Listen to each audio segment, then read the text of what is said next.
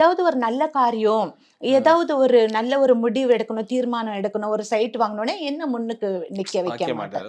எனக்கு தெரியவே தெரியாது வீட்ல என்ன விசேஷம் நடக்குது அந்த மாதிரி. ஏன்னா அபசகுனம். இது லிட்டரலா சொல்ல போனா, நான் எந்திரிச்சிட்டு போகும்போது எங்க அம்மா என்ன பாத்துட்டாங்கன்னா உடனே அந்த முந்தானி எடுத்து மூடிடுவாங்க முகத்தை. அப்ப அது எனக்கு ஹர்ட் ஆகும். இந்த மாதிரிலாம் இருக்கா? கிழிச்சு போட்டு விடுவாங்க. நான் சர்ச்சுக்கு போனாலும் ஆமா பைபிள கிழிச்சு போட்டு விடுவாங்க. பைபிள கிழிச்சு போட்டு விடுவாங்க. நீ என்ன சன்னியாசி ஆயிடுவியா? இன்னொன்னு என்ன, ஒரு வாரத்துக்கு முன்னாடி தான் என்ன ஆகுதுன்னா, அவர் அந்த எலுமிச்சை பழத்தை கட்டிட்டு வந்திருக்கா. அந்த எலுமிச்சை பழம் கொடுத்த மந்திரவாதி கூட என்ன சொல்லியிருக்கான்னா, அடுத்த வெள்ளிக்கிழமை 13ஆம் தேதி அமாவாசை. அந்த நாள் வரைக்கும் இந்த எலுமிச்சை பழம் கையில இருந்துச்சுன்னா இவரு அதுக்கப்புறம் நீடித்த நாட்கள் அவர் இருப்பார். சரி சரி அப்படி சொல்லிட்டா. இது ஏதாவது தானா உடைஞ்சு விழுந்துட்டா அவர் இருக்க மாட்டாரு. அதே மாதிரி படுத்துட்டு அவங்க வீட்லயே போய் அப்படியே படுத்துட்ட பிறகு பிரதர் ஒரு சொப்பனம் வந்தது. சொப்பனம்னு சொல்ல முடியாது பிரதர், இயேசுவை ஃபர்ஸ்ட் டைம் பார்த்தேன் பிரதர். 20 வயசுல ஒரு பேப்பர் வாசிப்பாங்க. அப்போ நான் உள்ள இருக்கும் போதெல்லாம் அந்த சத்தம் கேட்கும், பேப்பர் திறக்கிற புரட்டுற சத்தம் கேட்கும், அந்த புகை விடுறது, அந்த புகை நான் பார்ப்பேன். எங்க போனாலும் என்ன வந்துட்டு கூப்பிடுற மாதிரி இருக்கும். சேனல் வந்து எவ்வளோ பேருக்கு ஆசீர்வாதமா இருக்குது. எவ்வளோ மறைந்திருக்கிற நிறைய தேவ ஊழியர்களை கண்டுபிடித்து அவர்களை வெளியே கொண்டு வரக்கூடிய ஒரு வெளிச்சமாக இந்த சேனலை கர்த்தர் வைத்திருக்கிறார். இந்த சேனலை நடத்தி கொண்டிருக்கிற அருமையான பிரதர் எவ்வளோ மிகுந்த தாழ்மையோடு இந்த ஊழியத்தை அவர் தொடங்கும் போது எவ்வளோ ஒரு தாழ்மையான சூழ்நிலை, ஆனால் தேவன் இப்பொழுது அவர் ஆசீர்வதித்து பெருக பண்ணி கொண்டிருக்கிறார். இதை பார்க்குற எல்லாருமே இந்த தேவ மனிதனுக்காக நீங்கள் ஜெபிக்கணும். இதை இது வரைக்கும் சப்ஸ்கிரைப் பண்ணாதவங்க சப்ஸ்கிரைப் பண்ணுங்கள், இதை மற்றவங்களுக்கு ஷேர் பண்ணுங்கள். நிறைய தேவ ஊழியர்கள் அவர்களுடைய சாட்சிகளை கொடுத்துருக்குறாங்க. இந்த சாட்சிகளெல்லாம் கேளுங்க, தேவன் உங்களை ஆசீர்வதிப்பார். இந்த ஊழியத்துக்கென்று நீங்கள் காணிக்கையின் மூலமாக கூட சப்போர்ட் பண்ணலாம். இவர்களுக்கு எவ்வளோ தேவைகள் உண்டு, அந்த தேவைகளை சந்திக்க தேவ பிள்ளைகளாகிய நீங்கள் முன் வாருங்கள். கர்த்தர் உங்களை ஆசீர்வதிப்பார். God bless you. காலகட்டத்தில் படிக்கும் அநேக மாணவர்கள் மொபைலுக்கு அடிமையாகவும் படிப்பில் கவனக்குறைவாகவும் ஆவிக்குரிய வளர்ச்சியில் ஆர்வமில்லாமல் வளர்ந்து பார்க்கிறோம். இவ்வாறு இருக்கும் ஆயிரக்கணக்கான மாணவர்களை தன்னுடைய ஆழ்மனதின் பயிற்சியின் மூலமாக வெற்றியின் பாதைக்கு வித்திட்டவர் தான் சகோதரர் வில்ஃப்ரெட் ஸ்டான்லி அவர்கள். இந்த பயிற்சியை 20 வருடங்களுக்கு மேலாக வேதத்தை ஆராய்ச்சி செய்து வருகிறார். இந்த பயிற்சியை உலகில் உள்ள அனைத்து மாணவர்கள் ஒட்டு செல்ல வேண்டும் என்ற நோக்கில் மிராக்கிள் ஆப் என்ற ஒரு ஆப்பை உருவாக்கியிருக்கிறார். இந்த மிராக்கிள் ஆப்பை நீங்கள் டவுன்லோட் செய்வதற்கு வீடியோ டிஸ்கிரிப்ஷன் லிங்க் கொடுத்துருக்கேன். அந்த லிங்கை நீங்கள் பயன்படுத்தலாம். இன்னும் ஃபர்தராக உங்களுக்கு என்கொயரி இருக்குது, டீட்டெயில்ஸ் வேணும் அப்படின்னா அவங்களுக்கு கான்டாக்ட் நம்பரை நீங்கள் பயன்படுத்தலாம்.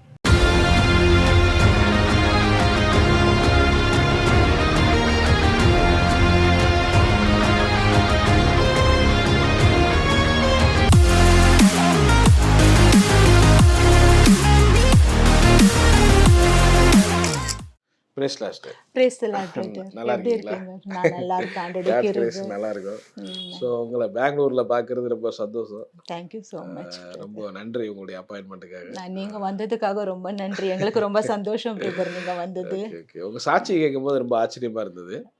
ஸோ உங்களுடைய சாட்சியில சின்ன வயசுல இருந்து அப்படியே கொண்டு போலான்னு பாக்கிறேன். நீங்க பிறந்து வளர்ந்ததெல்லாம் எங்க? நீங்க ஆமாங்க பிரதர், பிறந்து வளர்ந்ததெல்லாம் பெங்களூர்ல தான். நான் லைக் அப்பா அம்மா, எனக்கு ஒரு கூட பிறந்த அண்ணன் தங்கச்சி இருக்காங்க. அம்மா அப்பாலாம் என்ன பேக்ரவுண்ட்? கிறிஸ்தவ பேக்ரவுண்ட் தான். லைக் எங்களுடைய பூர்வீகம் பார்க்கும்போது இந்த ராஜ்புட்ஸ் சைட்ல இருந்து வந்தவங்க. எங்க தாத்தா எங்க அம்மாவோட அப்பா சைட்ல எல்லாம் பாத்தீங்கன்னா அவங்க எல்லாம் யுத்த வீரர்களா இருந்தவங்க அவங்க எல்லாம். அதுக்கப்புறம் வந்துட்டு நாளடைவில் இந்த பிரிட்டிஷர்ஸோட அந்த ரூல் வரும்போது இந்த மிஷினரிஸ் எல்லாம் இந்தியாவுக்கு வர ஆரம்பிச்சாங்க இல்லைங்களா. அப்ப இந்த சிஎஸ்ஐ மிஷினரி ஒன்று ஸ்டார்ட் ஆச்சு. அந்த டைம்ல எல்லாம் சிஎஸ்ஐ சர்ச்ல வந்து சேர்ந்துட்டாங்க எல்லாரும். நாங்கெல்லாம் சேர்ந்தோம். இப்ப நாங்க ஒரு 3-4 தலைமுறையா நாங்க ஒரு சிஎஸ்ஐ இதுல இருந்து வந்தவங்க தான். ஓகே. ஸோ அது மாதிரி நீங்கள் சின்ன வயசில் பெங்களூரில் வளரும் போது அம்மா அப்பாவுடைய பொருளாதார சூழ்நிலை எப்படி இருந்துச்சு? அவங்களாம் அப்படி ரொம்ப ஏழ்மையில வந்தாங்க பிரதர். அப்பா என்ன? அப்பா வந்துட்டு ஒரு எலக்ட்ரீஷியன் கிட்ட ஒரு கூலியா சேர்ந்து நாளடைவுல வந்துட்டு ஒரு எலக்ட்ரிக்கல் கான்ட்ராக்டரா மாறினாரு. இப்ப இருக்கிற நம்ம பெங்களூர்ல இருக்கிற இந்த Koramangalam industrial area, Peenya industrial area, இந்த ராஜாஜி நகர் இண்டஸ்ட்ரியல் ஏரியால 75% ஆஃப் த ஃபேக்டரிஸ் எங்க அப்பா தான் அந்த எலக்ட்ரிக்கல் கான்ட்ராக்ட் எல்லாம் எடுத்து நடத்தினவர். அந்த அளவுக்கு நடத்தி. ஆமா, இப்போ நடிகை சரோஜா தேவி அவங்களுடைய ஹோட்டல் இருக்கு ஹர்ஷா அனிட்டு சிவாஜி நகர்ல, அத கூட அவர் அந்த எலக்ட்ரிக்கல் வேலை பண்ணியிருக்கிறாருங்க பிரதர். ஸோ அந்த மாதிரி ரொம்ப குறுகிய காலத்துல 2 பேரும் ஹார்ட் ஒர்க் பண்ணி, லைக் நான் வளரும் போது எங்க அப்பாவை நான் பார்த்ததே இல்லை. 4 மணிக்கு எழுந்து போயிடுவாரு, நைட்டு ஒரு 12 மணிக்கு மேலதான் வருவாரு. அப்ப நான் ஏங்குவேன் அப்பாவை பார்க்கணும் அப்படின்ட்டு. அந்த மாதிரி 2 பேரும் நல்ல ஹார்டு. அப்பா கொடுக்குற அந்த ஒரு எடுத்துட்டு வந்து கொடுக்குற கொஞ்சம் சம்பளத்துல கூட அம்மா ரொம்ப நேர்த்தியா செஞ்சு கொஞ்சம் குறுகிய காலத்திலேயே சொந்த வீடு கட்டி போகிற அளவுக்கு தேவன் ஆசீர்வதிச்சார் அந்த இடத்துல. ஆனா கர்த்தருக்கும் குடும்பத்துக்கும் ஒன்னும் சம்பந்தமே இல்லாம இருந்துச்சு. அப்போ நல்லா ஹார்ட் ஒர்க் பண்ணி, ரொம்ப ஹார்ட் ஒர்க் 2 பேரும். ஆனா அவங்க கிறிஸ்தவ பெண்புலம் தான். அவங்களுடைய பக்தி எல்லாம் எப்படி இருந்தது? ஒன்னும் இல்லைங்க brother, like Christmas to Christmas Christians தான் நாங்க எல்லாம். சின்ன வயசுல வளரும் போது எப்படி இருந்தது உங்களுடைய பக்தி ஆண்டவர் மேல எப்படி இருந்துச்சு? பிரதர் என்னோடது வந்துட்டு 6 வயசு 7 வயசு இந்த 2 வருஷத்துல ஒரு டர்னிங் பாயிண்டா நம்ம சொல்லலாம் பிரதர். என்ன நடந்துச்சுன்னா சங்கீதம் 4:3 நம்ம வாசிக்கிறோம், பக்தி உள்ளவனை கர்த்தர் தமக்கென்று தெரிந்து கொள்ளுகிறார். அப்ப எனக்குள்ள ஏதோ ஒரு ஏக்கம். அக்க பக்கத்துல எல்லாம் இப்ப என்னுடைய ஃப்ரெண்ட்ஸ் எல்லாம் வெள்ளிக்கிழமை ஆனா அவங்க குளிச்சுட்டு குங்குமம் வச்சுட்டு வராங்க, பூ வச்சுட்டு வராங்க. கேட்டா இந்த சாமி பூஜை பண்ணம்பாங்க. இப்ப முஸ்லிம்ஸ் எல்லாம் வந்துட்டு அவங்க வந்துட்டு நமாஸ் பண்றாரு எங்க அப்பாம்பாங்க. நம்ம வீட்டுல ஒரு ஃபேமிலி ப்ரேயர் இல்ல, ஒரு சர்ச் இல்ல, ஒரு பைபிள் ரீடிங் இல்ல, ஒண்ணுமே இல்லாம இருந்தது. ஒரு வறண்ட ஒரு சூழ்நிலையில நான் இருந்தேன். இந்த சூழ்நிலையில தான் குட்டும்ராவ் என்ற ஒரு பாஸ்டர், இந்த பெங்களூர்ல எல்லாருக்கும் தெரியும், அவரை வந்துட்டு அல்லேலூயா பாஸ்டர் தான் கூப்பிடுவாங்க. சிஎஸ்ஐ சர்ச்லயே அல்லேலூயா ஆனிட்டு கோஷம் இட வைக்குவாரு அவரு, அந்த மாதிரி.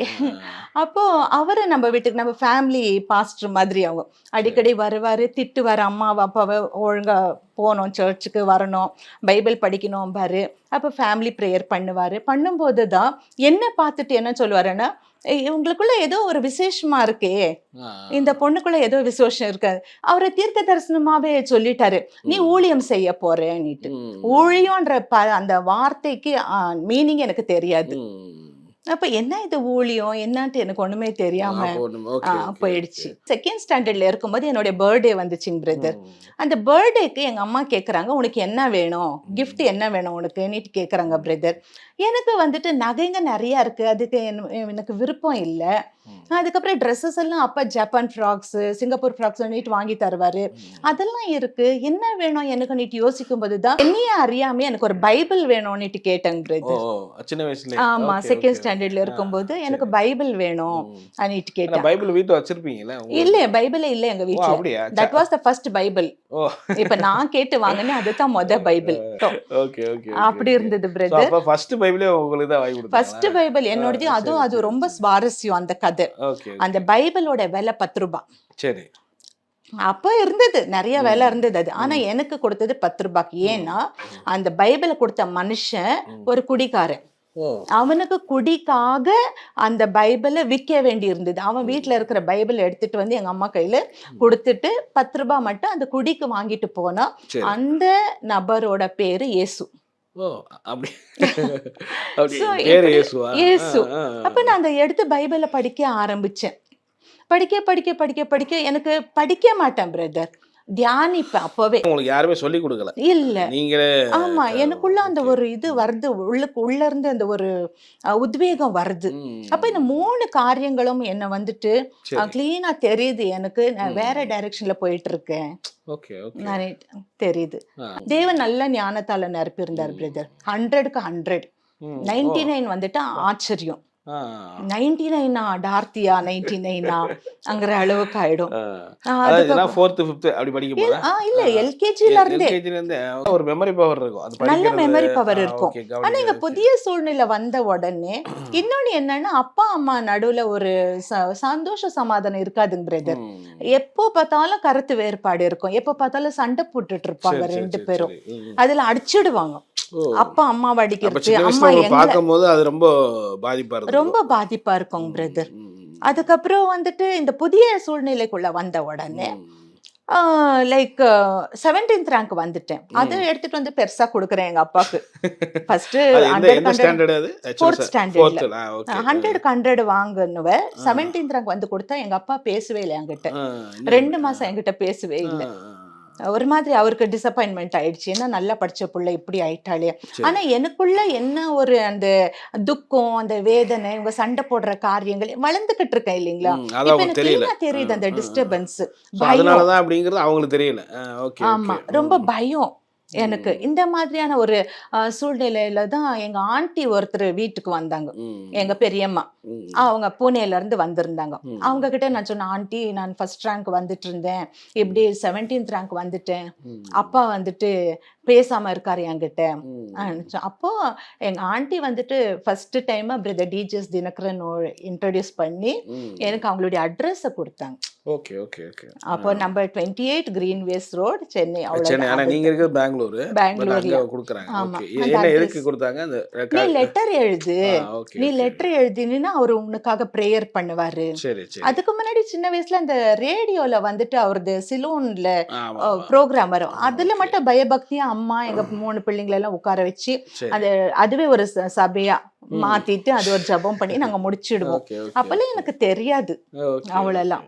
அதுக்கப்புறம் இவருக்கு நான் ஃபர்ஸ்ட் ஒரு லெட்டர் எழுதுறேன் 4th ஸ்டாண்டர்ட்ல இருக்கும்போது. இந்த ஃபர்ஸ்ட் லெட்டர் பிரதர், ஏன்னா பிரதர் கூப்பிடணும், நாங்க எனக்கும் தெரியாது என்ன கூப்பிடணும்னுட்டு. Brother, I want to come first rank, please pray for me. இவ்வளவுதான், அந்த பெரிய இன்லைன் லெட்டர்ல இவ்வளவு மட்டும் தான் எழுதி அது ஒட்டி அனுப்புனா அது வந்துச்சு. 1 மாசம் 1.5 மாசம் கழிச்சு வந்துச்சு. அதுக்கப்புறம் அந்த லெட்டர் படிச்ச உடனே அதுல அவரு ரிப்ளை அனுப்பியிருந்தாரு எனக்கு.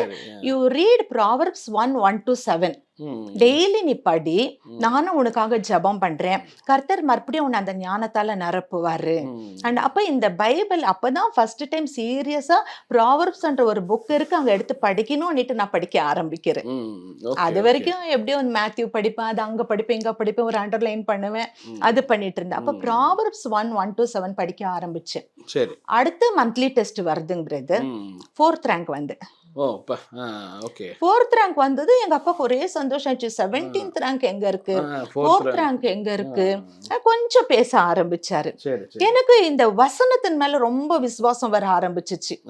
அப்புறம் இந்த வசனத்தை நான் படிக்க ஆரம்பிக்க, டெய்லி படிப்பேன், எவ்ரிடே படிப்பேன். அப்ப அவருக்கு லெட்டர் எழுதிக்கிட்டே இருப்பேன், I got 4th rank brother.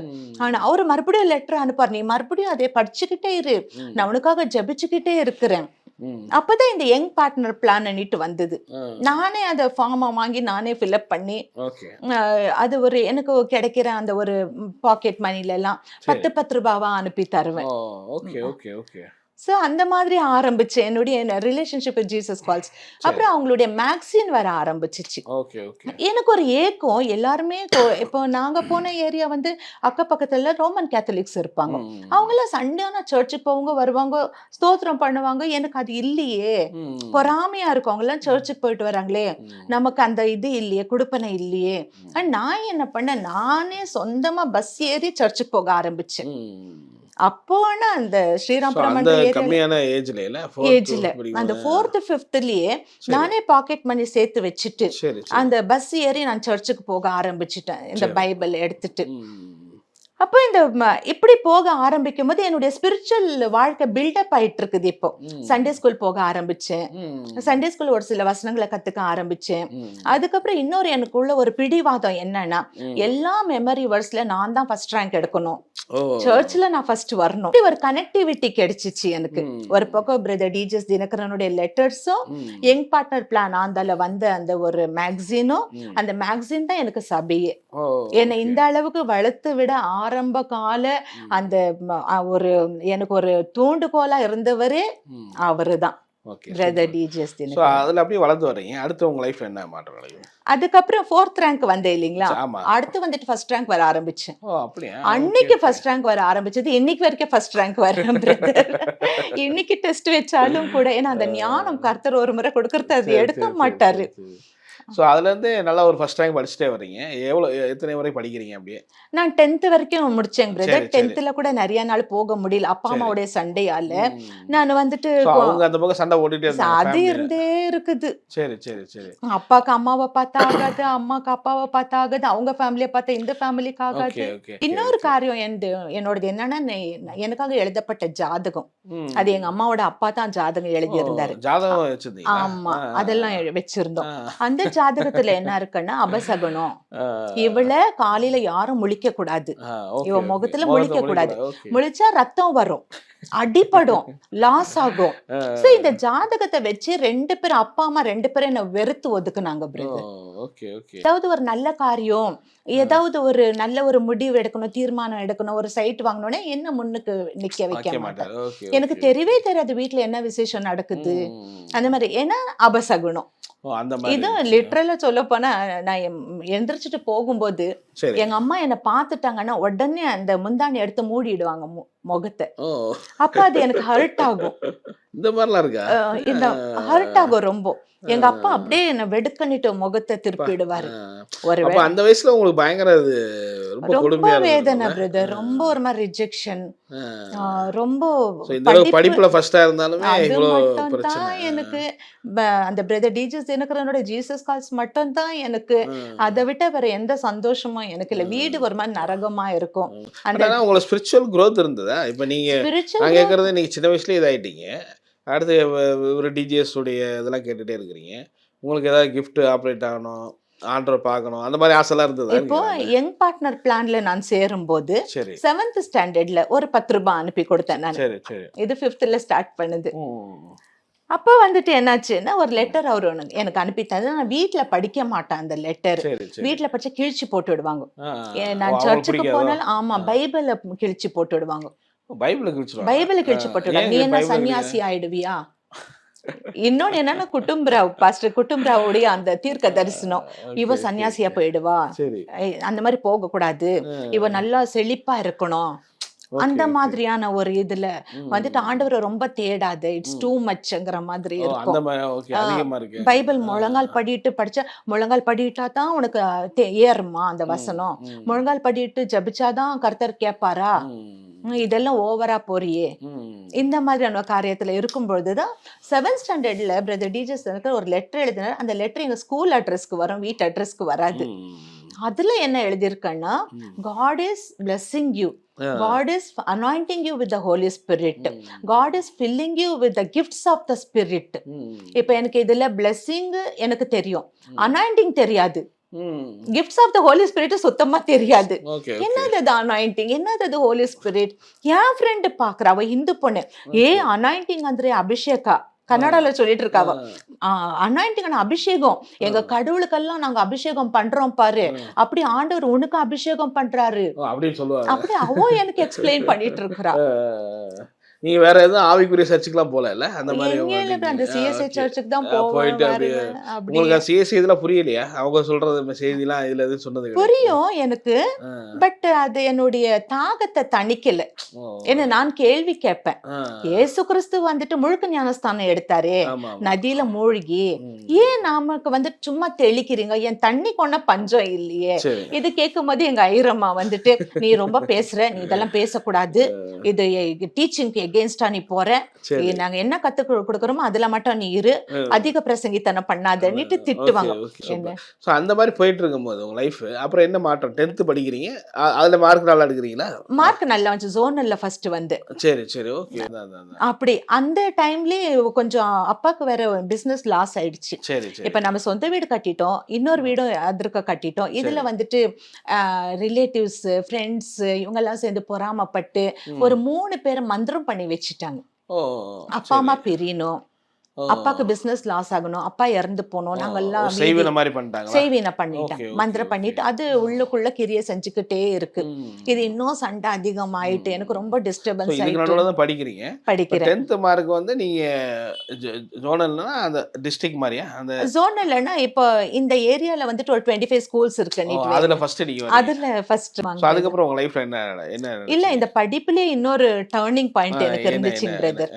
7th இருக்கும்போது 7th வரைக்கும் நான் ஃபர்ஸ்ட் ரேங்க் வந்துட்டு இருந்தேன் சரி பிரதர். சரி அதுக்கப்புறம் என்ன பண்ணேன், எனக்கு ஒரு திமிரு மாதிரி, நான் எல்லாம் படிப்பேன், எல்லா லாங்குவேஜும் தெரியும்னுட்டு இந்த ஒரு செக்யுலர் மேகசின் படிக்க ஆரம்பிச்சிட்டேன். சரி சரி இங்கிலீஷ்ல அதுல அழகு குறிப்பு இருக்கும். அதுக்கப்புறம் இந்த இந்த ஸ்திரீகளுக்கு சம்பந்தப்பட்டதெல்லாம் புக் மேக்கப் அதெல்லாமே படிக்க ஆரம்பிச்சேன். இந்த சமையல், இந்த கார்டனிங், ட்ரெஸ்ஸிங் எல்லாமே அது படிக்க ஆரம்பிச்சேன். அப்ப எங்க அம்மா சொன்னாங்க, நீ வந்துட்டு இதெல்லாம் படிக்க கூடாது, ஸ்கூல்ல படிக்கிற பொண்ணு, ஸ்கூல் அந்த படிப்பு மட்டும் தான் நீ படிக்கணும், இது நீ படிக்க கூடாது நாங்க. அதனால நான் என்ன பண்ணுவேன், திருட்டுத்தனமா அதை எடுத்துட்டு போய் டாய்லெட்ல உட்காந்துட்டு படிக்க ஆரம்பிச்சேன்.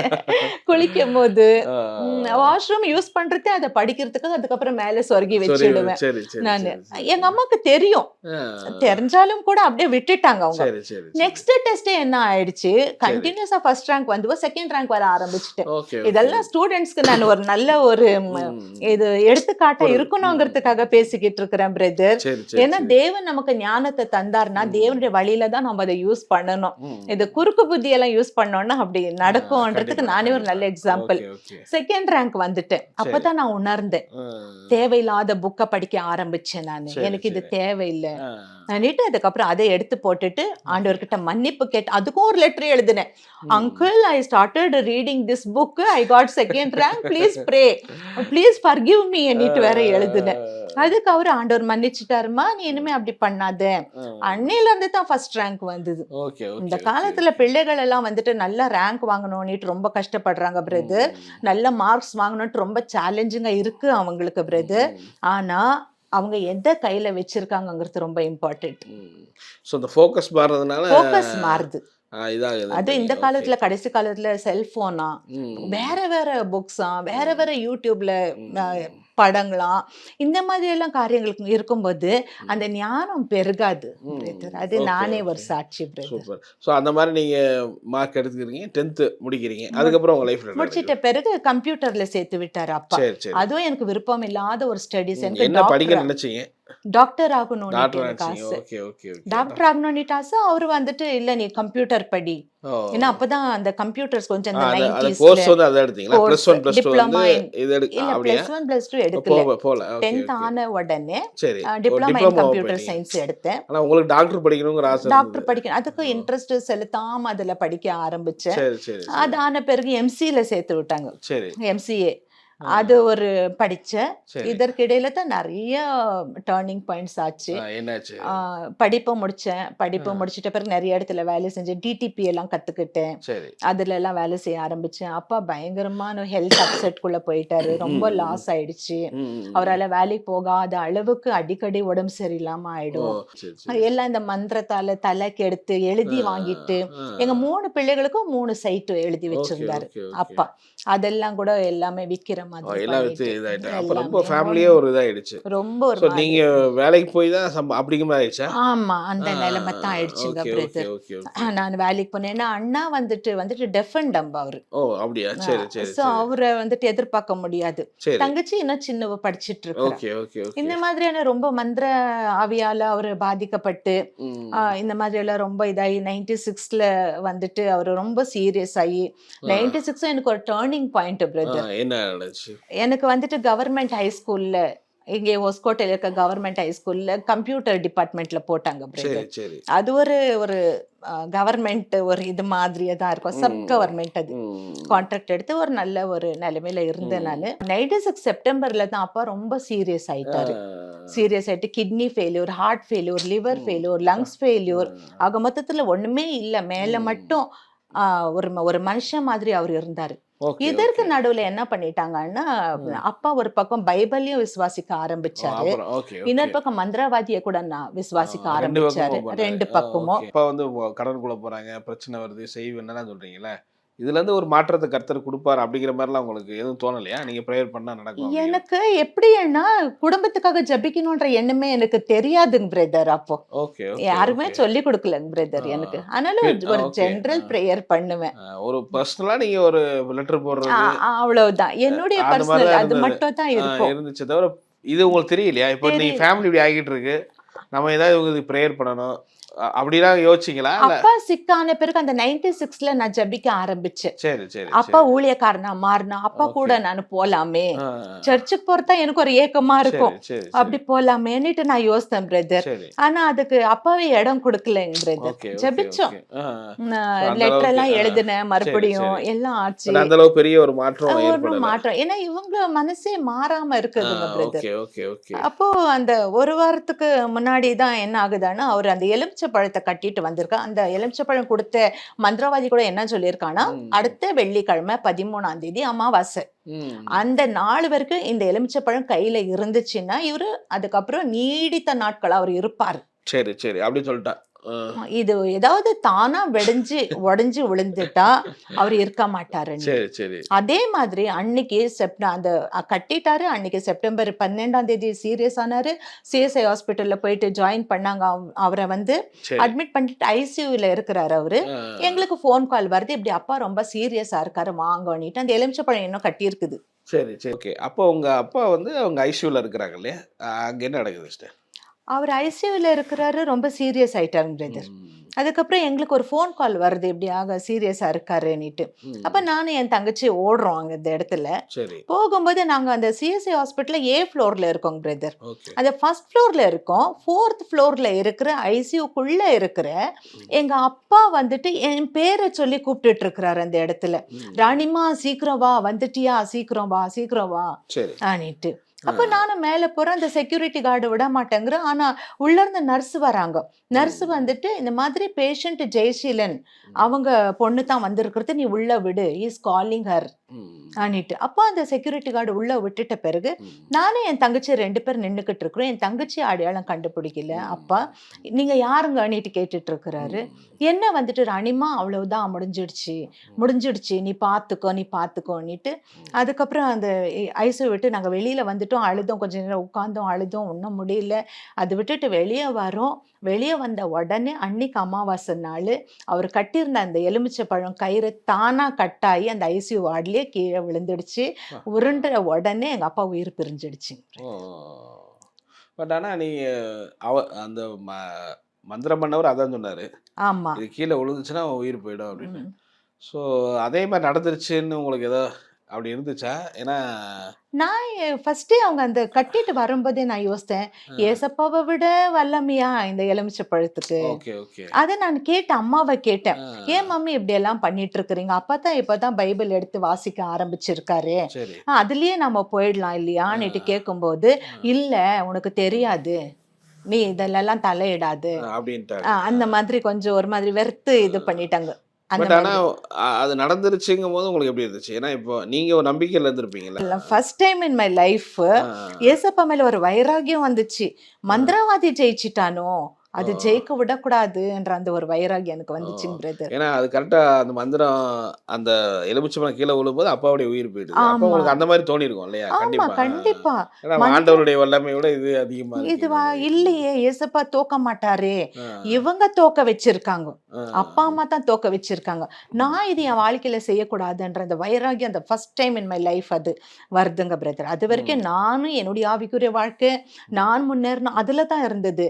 இப்ப வந்துட்டு உலகத்துல ஏசப்பாவை ஜெயிக்க வைக்கணும் என் முகாந்திரமாக ஒரு எண்ணம் வந்துருச்சுங்க பிரதர். பட் அப்பா இறக்கும்போது உங்களுக்கு என்ன ஏஜ் சிஸ்டர்? எனக்கு அப்போ 20 இயர்ஸ் பிரதர். 20 இயர்ஸ் உங்களுக்கு எப்படி இருந்தது? ஏன்னா அப்பா ரொம்ப அப்பா இல்லாம என்னால இருக்கவே முடியாதுன்ற ஒரு நிலைமை வந்து நான் என்ன பண்ணிட்டேன், பேகான் பெட் இருக்கு இல்லைங்களா, அதை எடுத்து சாப்பிட்டுட்டேன். ஐயோ எவ்வளவு நாள்ல அப்பா இறந்து ஒரு 4-5 நாள்ல. பிறகு அம்மா பார்த்தாங்க. அம்மா பார்த்துட்டு இது என்ன ஏதோ வாடை அடிக்குதே, அது கிளீன் பண்ணணும்னுட்டு அவங்களுக்கு தெரியல அந்த டைம்ல, வாடை அடிக்குதேன்னுட்டு நேரம் எங்க பெரியம்மா அதுக்குள்ள ரட்சிக்கப்பட்டிருந்தாங்க சிஎஸ்ஐல இருந்து. அவங்க நல்ல ஒரு ஆவிக்குரிய இதுல இருந்து நல்ல ஜெபம் பண்ணி ரொம்ப ஒரு லீடரா இருந்தாங்க அந்த சர்ச்ல. அப்போ எங்க அம்மா என் தங்கச்சி கூட என்ன அனுப்பி பெரியம்மா வீட்டுக்கு அனுப்பிட்டாங்க பிரதர். அன்னைக்கு நைட்டு அங்க போனப்ப அங்கேயும் உன்னை வாஷ் பண்ணணும்ன்ற எண்ணமே அவங்களுக்கும் வரல. அது இருக்கு, உள்ள இருக்கு, மருந்து இருக்கு. எங்க பெரியம்மா உட்கார வச்சு சுவிசேஷம் சொல்லிக்கிட்டு இருக்கிறாங்க. அன்னைக்கு போய் படுத்துட்டு அவங்க வீட்லயே போய் அப்படியே படுத்துட்ட பிறகு பிரதர் ஒரு சொப்பனம் வந்தது. சொப்பனம்னு சொல்ல முடியாது பிரதர், இயேசுவை ஃபர்ஸ்ட் டைம் பார்த்தேன் பிரதர். 20 வயசுல பாக்குறேன். அன்னைக்கு நைட்டு படுத்துட்டு இருக்க எல்லாரும் நம்ம கசின்ஸ் எல்லாம் நாங்க ஒன்னா படுத்துக்கிட்டு இருக்கிறோம். எப்படி பாத்தீங்க? என்ன நடந்துச்சு அன்னைக்கு? வந்தாரு ஏசப்பாவுடைய அந்த நிழல் பிரதர், அது ஒரு புகை மாதிரி, ஒரு கிளவுடு. அது விவரிக்க முடியாது பிரதர். ஏசப்பா எப்படி பாத்தீங்கன்னா விவரிக்க முடியாது. ஆனா ஐ கேன் சி அந்த ஏசப்பா வந்து நின்னுட்டு எனக்கு நீ வேணும்னாரு பிரதர். ஃபர்ஸ்ட் டைம் எனக்கு நீ வேணும், நீ என்னுடைய ஊழியக்காரி, நான் உன் மேல பெரிய திட்டத்தை வச்சிருக்கிறேன், உன்ன மாதிரி சாக கிடக்குற நிறைய பேரை நீ உயிரோட எழுப்புறதுக்காக வச்சிருக்கிறேன், நீ ஒரு தீர்க்கதரிசினி, தாயின் கருவில் இருக்கும்பொழுது உன்னை தெரிந்து கொண்டேன், உங்க பெரியம்மாவுடைய வார்த்தைக்கு கீழ்ப்படி என்னாருங்க பிரதர். மறுநாளே பெரியம்மா கிட்ட இதெல்லாம் பேசி, அப்போ எங்க பெரியம்மா பார்த்தாங்க, நீ நேத்து வந்தப்போ ரொம்ப இருளடைஞ்சு வேதனையோடு துக்கத்தோடு வந்த, இன்னைக்கு உன் முகத்துல ஒரு பிரகாசம் தெரியுது. பெரியம்மா வீட்டுக்கு அன்னைக்கு வரவங்க போறவங்க நிறைய பேர் ஜபத்துக்கு வருவாங்க போடுவாங்க. அவங்க வரவங்க போறவங்க எல்லாம் வந்துட்டு என்னை பார்த்துட்டு, என்ன பிரகாசம், என்ன கிரீம் போடுற, நீ எவ்வளோ ஒரு க்ளோ இருக்குது உன் முகத்துல. அப்போ எனக்கு ஒரு மாற்றம் எனக்கு தெரியுது. எனக்குள்ள அந்த இயேசுவை பார்த்தா அந்த க்ளோ என் மேல வீசுச்சோ அங்கிற அந்த ஒரு விசுவாசம் எனக்குள்ள வருதுங்க. பட் ஆனா எல்லாரும் இருக்கும்போது இது நடக்குது இல்ல, உங்களுக்கு நீங்க மட்டும் பாக்குறீங்க, நீங்க மட்டும் அதை ஃபீல் பண்றீங்க. ஆமாங்க பிரதர், ஆமாங்க பிரதர். சோ அப்போ ஆண்டவரை பாக்குறீங்க, பேச என்ன நடக்குது உங்க லைஃப்ல? என்ன இந்த நாள் டியூஷன் நடந்துகிட்டு இருக்கிற இந்த நாள், இந்த ஷூட்டிங் நடந்துட்டு இருக்கிற இந்த நாள்ல டிசம்பர் 15ஆம் தேதி இந்த நாள், இன்னைக்கு எனக்கு 29வது ஆவிக்குரிய பிறந்த நாள் பிரதர். இன்னைக்குதான் ஞானஸ்தானம் எடுத்தேன் பிரதர். நானு ஆக்சுவலி தற்செயலா தான இந்த டேட்டை ஃபிக்ஸ் பண்ணோம். ஆமாங்க பிரதர், இது ஆண்டவருடைய ஒரு செயல் தான் பிரதர், தேவ கிருபை. சில பேர் சொல்லிருக்காங்க நானு, ஆனா நீங்க ரொம்ப ஆச்சரியமா இருக்கு. ஆமாங்க பிரதர். சோ இந்த டேட்ல தான் நீங்க சாட்சி கொடுக்குறீங்க. ஆமாங்க பிரதர், அது ஒரு பெரிய கிஃப்ட் தேவன் எனக்கு தந்த ஒரு கிருபை பிரதர். ஆனா அதுக்கப்புறம் ரட்சிக்கப்பட்டு பிறகு வீட்டுல ரொம்ப ஆப்போசிஷன் ஆச்சுங்க பிரதர்.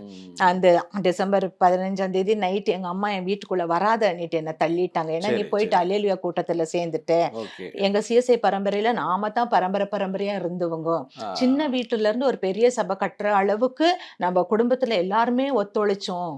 இந்த பெல் டவர் எல்லாம் கட்டும்போது எங்க அப்பா தான் அதெல்லாம் கட்டி எல்லாம் முடிச்சு, அந்த ஒரு நல்ல ஒரு கான்ட்ரிபியூஷன் இருந்தது. நீ இப்படி போயிட்ட அன்னிட்டு சொல்லிட்டு அவங்க ரொம்ப வெறுத்துட்டு, அதுக்கப்புறம் தான் எனக்கு உண்மையான உபதிரவம் ஆரம்பிச்சிச்சுங்க பிரதர். என்ன நடந்துச்சு?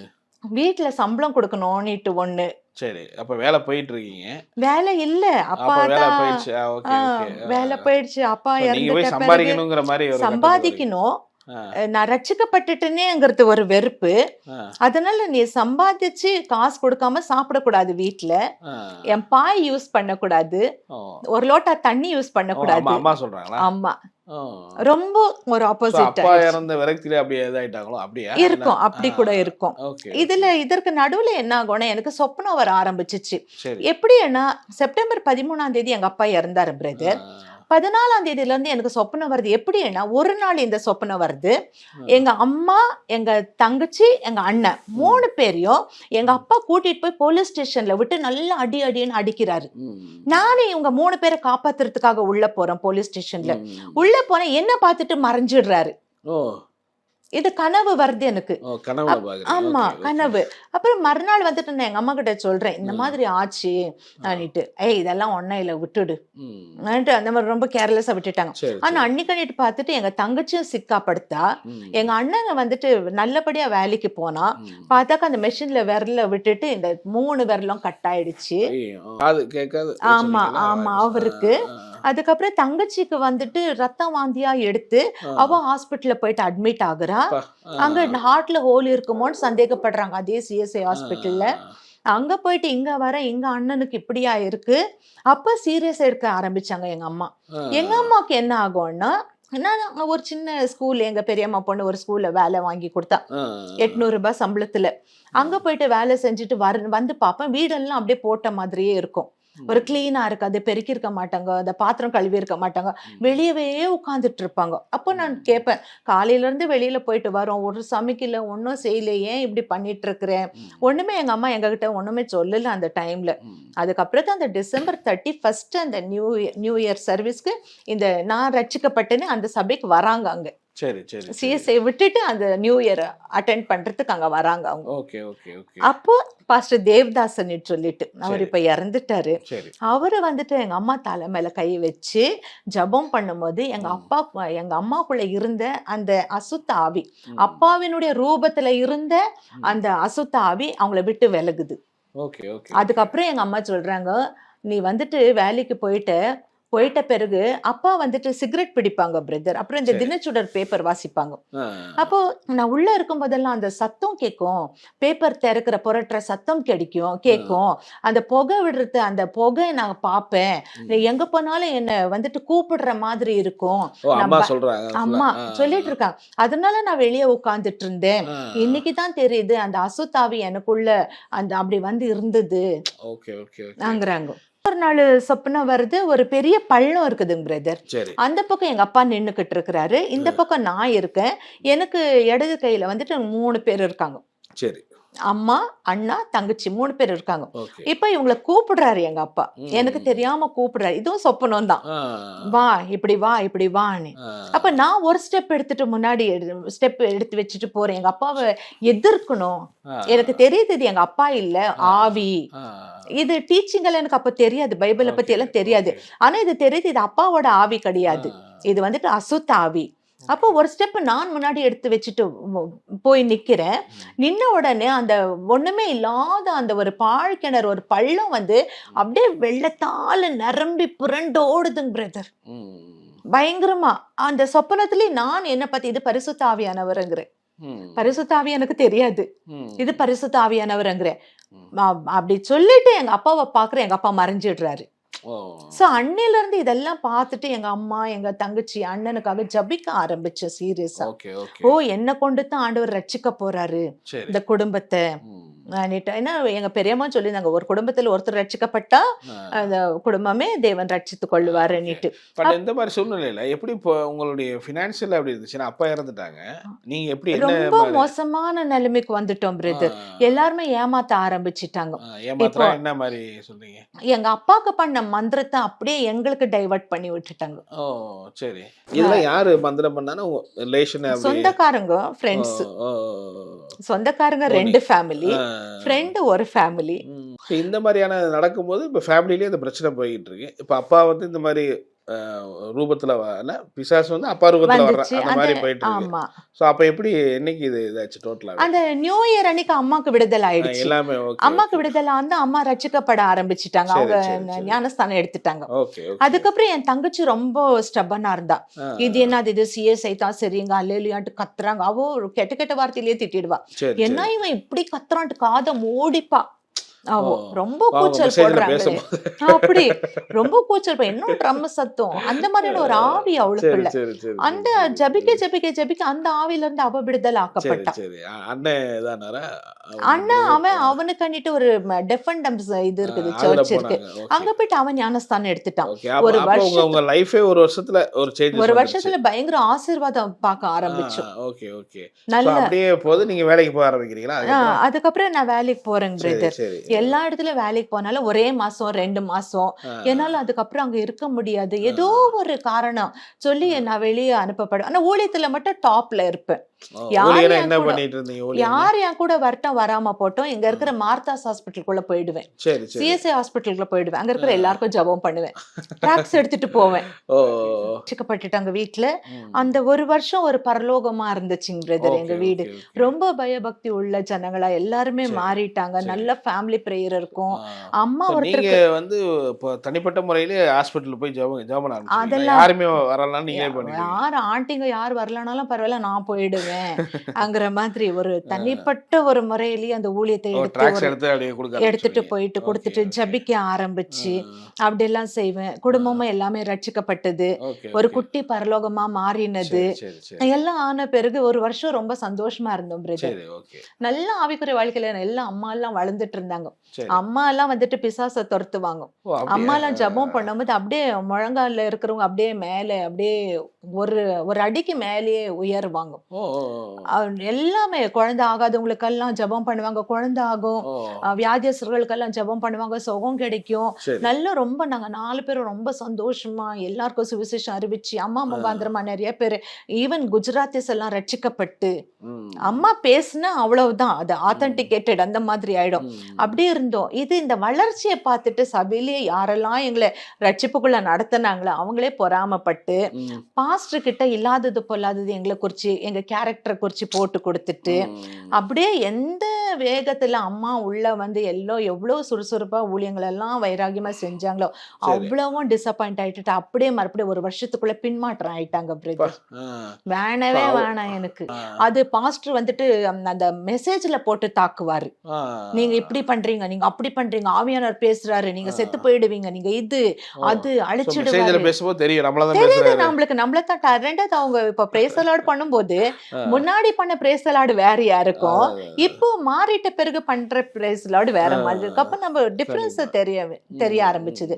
அப்ப அம்மா தங்கச்சி எல்லாம் மறுபடியும் இதெல்லாம் வேணாம், அதனாலதான் முதல்ல நமக்கு தெரியும் இதெல்லாம். நம்மளுக்கு சிஎஸ்ஐ சர்ச்சது எவ்வளவு வருஷமா இருக்கும், ஒரு பிரச்சனை இல்ல, நம்ம அங்கேயே போயிடலான்ட்டு அப்படியே பின்மாற்றத்துக்குள்ள போயிட்டாங்க. இப்ப நான் அந்த சபைக்கு போறேனேங்கிறதுக்காக என்ன கட் பண்ணணும்ன்றதுக்காக பல மறுபடியும் உபதிரவம், மறுபடியும் பாய கொடுக்க மாட்டாங்க, குளிர்ல அப்படியே படுத்து இருக்கணும், ஒரு தண்ணி கிடைக்காது எனக்கு, சம்பளம் கொடுத்தாலும் கூட என்ன ஒரு மனுஷியா அங்க மதிக்க மாட்டாங்க, ஒரு மாதிரி ரிஜெக்ஷன் ஆகும்.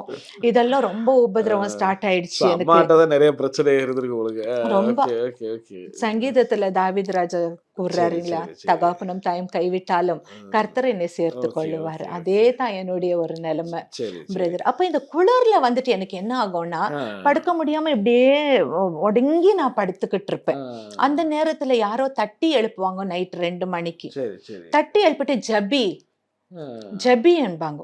அப்ப நான் எழுந்துட்டு உட்காந்துட்டு ஒரு டீப்பா இருக்கும், அதுல முழங்கால் படிட்டு ஜபிக்க ஆரம்பிப்பேன். இயேசுவே ஸ்தோத்திரம், தேவனே ஸ்தோத்திரம், என்னை எழுப்புனீங்களே ஸ்தோத்திரம், இப்ப என்னப்பா வச்சிருக்கீங்க வாழ்க்கையில, என் குடும்பம் இப்படி இருக்கே, நான் இந்த நிலைமையில இருக்கிறேனே, என் வாழ்க்கையில என்னப்பா வச்சிருக்கீங்க, நான் உங்களுக்காக என்ன செய்யணும் இந்த நிலைமையில, அது உங்களுக்காக நான் ஏதாவது செஞ்சு முடிக்கணும். நீ இப்படி ஜபிக்க ஜபிக்க ஜபிக்க நீ எந்திரிச்சு வெளியே போவோன்னு பாரு.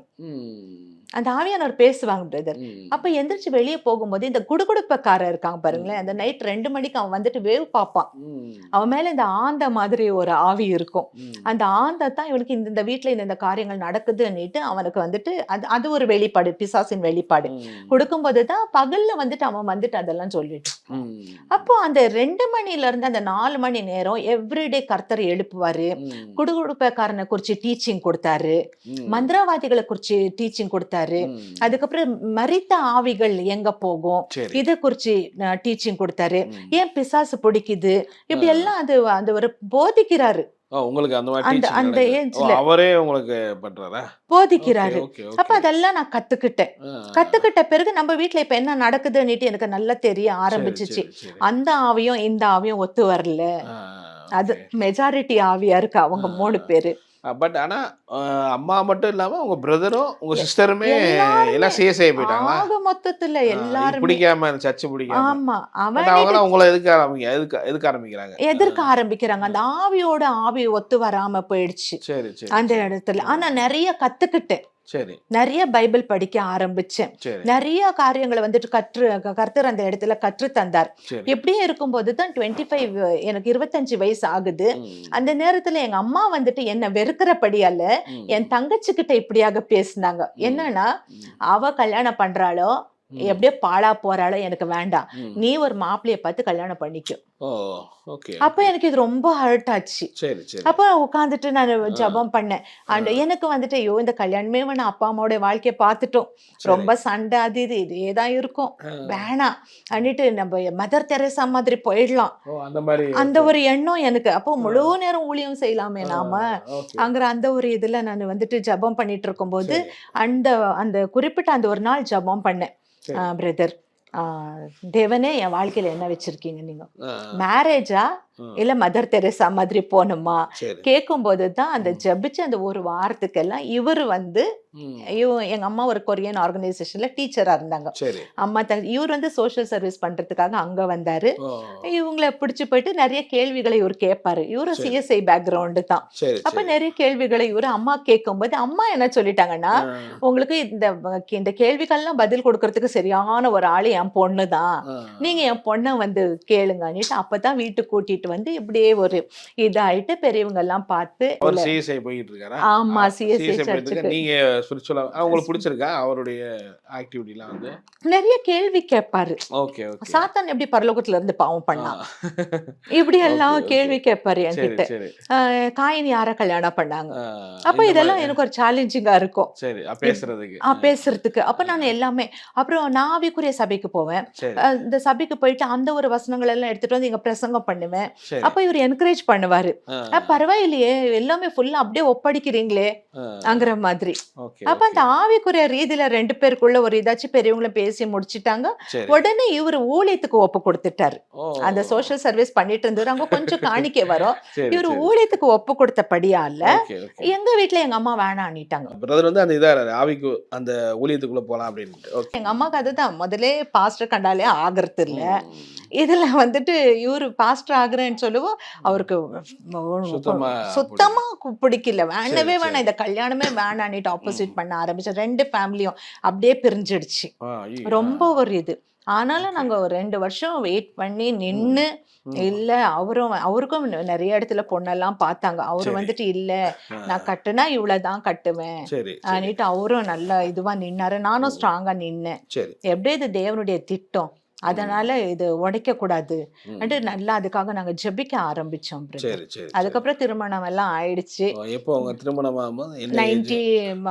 2001ல நவம்பர் 19.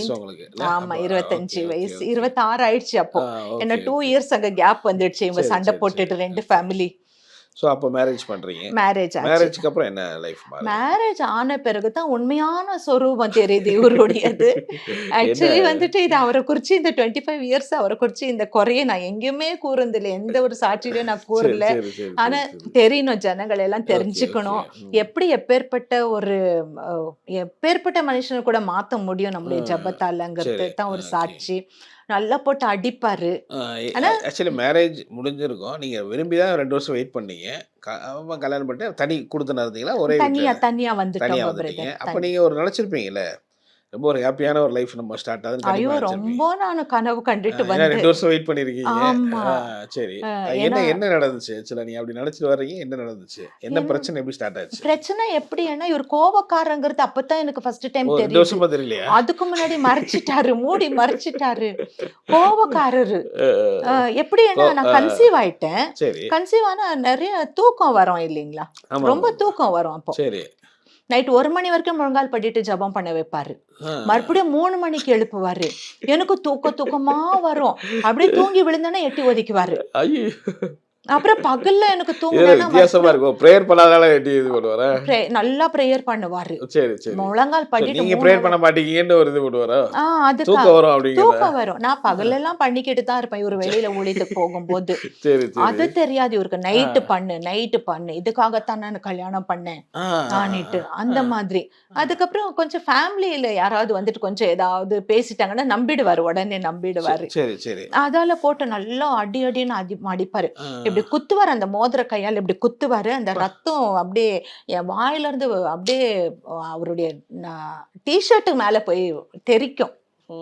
அந்த அளவுக்கு அடிப்பாரு. ரட்சிக்கப்பட்ட ஒருத்தர் ஊழியத்துக்கு டெடிகேட் பண்ணவர் இவ்வளவு கோவப்படுறாரு, உங்களுக்கு ரொம்ப ஆச்சரியமா இருந்திருக்கும். எனக்கு என்னடா ஒரு நரகத்தை விட்டுட்டு ஒரு பரலோகத்துக்கு வரேன்னு பார்த்தா இன்னொரு பெரிய நரகத்துக்குள்ள நான் வந்துட்டேன்னு, இவ்வளவுதானா என் வாழ்க்கை அங்கிற மாதிரி. நீங்க அதை எதிர்பார்க்கவே இல்லை.